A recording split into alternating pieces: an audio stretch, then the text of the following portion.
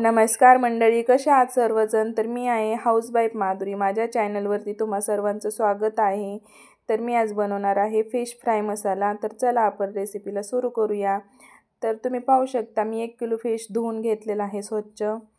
2-3 पाण्याने धुवायचं कारण त्याला खूप रक्त असतं। आणि मी लागणारं साहित्य घेतले, लाल मिरची पावडर, तांदळाचं पीठ घेतलेलं आहे, थोडंसं हळद आणि हे 65 मसाला, मीठ आणि फिश मसाला आणि आलं लसूण पेस्ट घेतलेली आहे।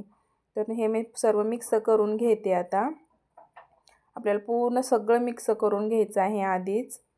तर आपल्याला हे पाणी न टाकता हाताने छान मिक्स करून घ्यायचं आहे। तर कंटिन्यू असं सारखं मिक्स करत राहायचं, म्हणजे ते मिक्स होऊन जातं। तुम्ही पाहू शकता आपलं मिक्स झालेलं आहे सगळा मसाला। तर आता मी फिशमध्ये टाकून घेणार आहे। फिश आधीच ओले असतात, त्यासाठी फिशमध्ये पाणी अजिबात नाही टाकायचं, ते मसाला ऑटोमॅटिक ओला होऊन जातो फिशमध्ये टाकल्यानंतर। तर मी यामध्ये आता लिंबू ॲड करणार आहे। 1 लिंबू घेतलेला आहे मी आणि तो पूर्णपणे त्याच्यामध्ये मिक्स करायचा आहे। तर लिंबाने खूप छान टेस्ट येते फिशला आणि त्याच्यामध्ये जे गरम हीट असतं ते निघून जातं, त्यासाठी लिंबू नक्कीच टाकायचा असतो। तर मी लिंबू टाकलेला आहे, तुम्ही पाहू शकता।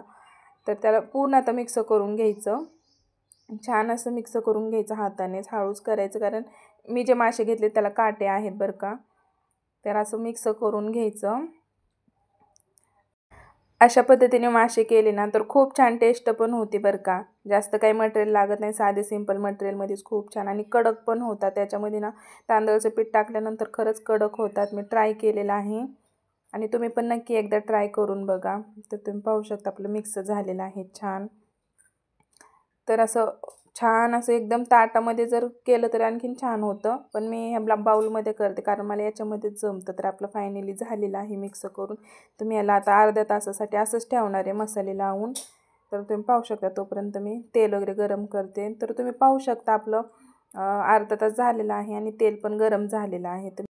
तर मी आता मासे टाकून घेणार आहे तेलामध्ये। तर मी 2 मासे टाकणार आहे। तर तुम्ही पाहू शकता तेलामध्ये मासा टाकले तरी त्याचा मसाला काही तेलामध्ये सुटला नाही, नाहीतर काही मासे आपण असे तेलामध्ये टाकले की असे मसाले सुटतात। तर तुम्ही पाहू शकता अजिबात मसाला सुटलेला नाही आहे आणि एकदम असं छान तळायला लागलेले आहेत मासे। तर याला सारखं हलवायचं नाही आहे, एकदाच पलटी मारायची।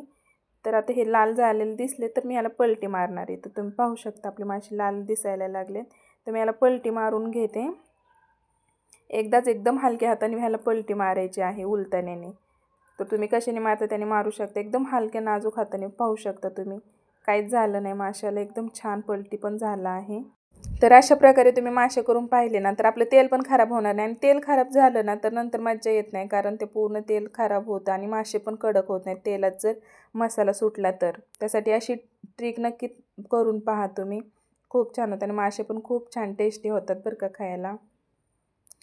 तर आपले हे मासे आता लाल झालेले आहेत, तर मी ह्याला बाजूला काढते। तुम्ही पाहू शकता कडक पण झालेले आहेत खूप, आणि याला तेलाच्या बाहेर काढल्यानं आणखीन जास्त कडकपणा येतो। तर मी त्याला बाहेर काढून घेते। तुम्ही पाहू शकता जसे आपल्याला हवे तसेच मासे झालेत आणि तेलही आपलं खराब नाही झालेलं। तर मी अशाच प्रकारे सर्व मासे तळून घेणार आहे। तर तुम्ही पाहू शकता मी पुन्हा 3 मासे टाकलेले आहेत आणि हे पण मासे एकदम असे सुटसुटीतच झालेत, म्हणजे एकदम मसाला पण नाही निघाला त्याचा आणि तेलामध्ये छान तळून पण निघत आहेत। तर मी अशाच प्रकारे सर्व मासे तळून घेणार आहे। तर तुम्ही व्हिडिओ शेवटपर्यंत पहा, म्हणजे समजेल की कशा प्रकारे काय केल्यानंतर मासे एकदम नाही का न मसाला सोडताच तयार होतात। तर तुम्ही पाहू शकता हे पण मासे आपले छान तळून झालेले आहेत आणि एकदम कडक झालेले आहेत।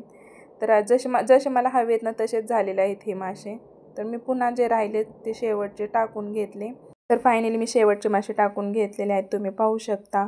तर अजिबात आपले मासे तेलामध्ये खराब झालेले नाही आहेत। तर माझा व्हिडिओ तुम्हाला पाहायला कसा वाटला तर नक्की मला कमेंटमध्ये सांगा आणि नवीन असाल तर चॅनलला लाईक, कमेंट, सबस्क्राईब नक्की करा।